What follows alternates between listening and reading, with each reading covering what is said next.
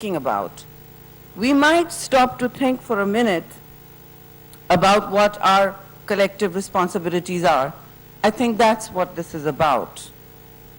Thinking and reflecting on a Sunday in a beautiful capital or a winter capital or winter resort of Sharm el-Sheikh, where the Egyptian government has been so kind to provide us all the facilities for our late night negotiations, for our long multiple deliberations, for voices both from the mainstream, from the edge, from the margins, and from the center and the heart of decision making at the highest levels to civil society and young people who are seeking urgent change.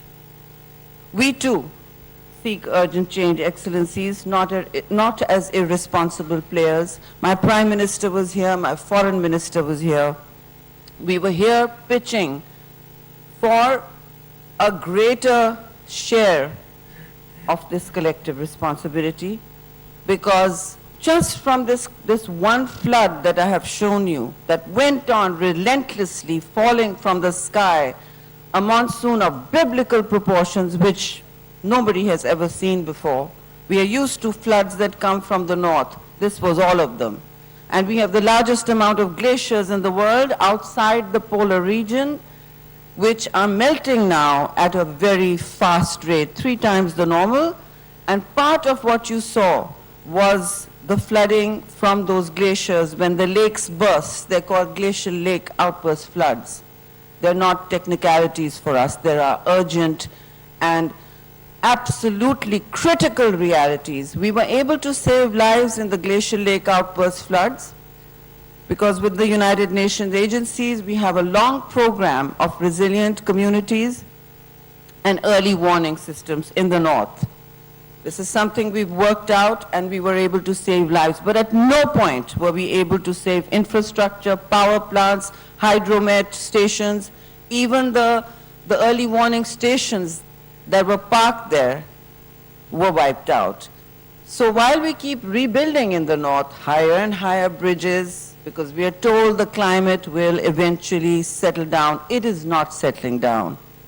And in the south, where 80% of the devastation took place, which is where I'm from, the topography, the geography of the countryside is forever changed. It will not go back to the same by this climate catastrophe. There are now huge lakes in the middle of Pakistan's south, which used to be an arid area.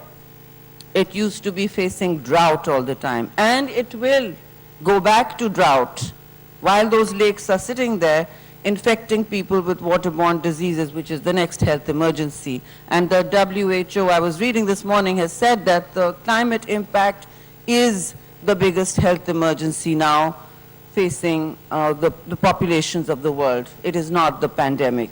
So we are affected $30 billion loss and damage, ladies and gentlemen, just from this flood.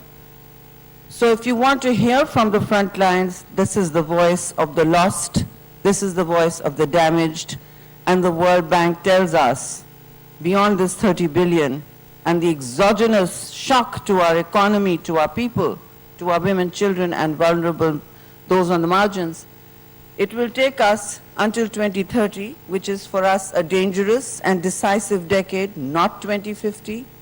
The race towards 3 degrees is not in 2050. It will happen sooner if we don't act. And they tell us the bill just for us to keep our head above water in Pakistan until 2030 is $348 billion from the climate shocks we are facing every year. So with those words, I leave you with thoughts that might encourage real transitions, prod us towards making more responsible decisions, because when one ecosystem goes down or starts dying, that is the law of nature. It starts taking down the next one and the next one in the next one. So what went on in Pakistan, ladies and gentlemen, will not stay in Pakistan. Thank you for your time and your patience. Thank you so very much, Ms. Rehman, for your very मौसमियाती तब्दीली शहरी रहमान मिस्र में intra parliamentary union इजलास से खिताब कर रही थी। उन्होंने कहा कि सैलाब से आने वाली तबाही पहले कभी नहीं देखी गई। सैलाब से ये जो तबाहियां आई हैं, इससे पहले तारीख में कभी इस तरह की तबाही नहीं आई। उन्होंने कहा कि मौसमियाती तब्दीली से निपटने के लिए हम सबको मिलकर काम करना होगा। आलमी हिद्दत में निहायत इजाफा हो रहा है। सैलाबी पानी से मुतासरा आबादी में वबाई अमराज भी फैल रहे हैं। आने वाली दुनिया को जो मौसमियाती तब्दीलियों का शिकार होंगी, उसके लिए हमें मिलकर इस सब का मुकाबला करना पड़ेगा। मिस्र में इंटर पार्लियामेंट्री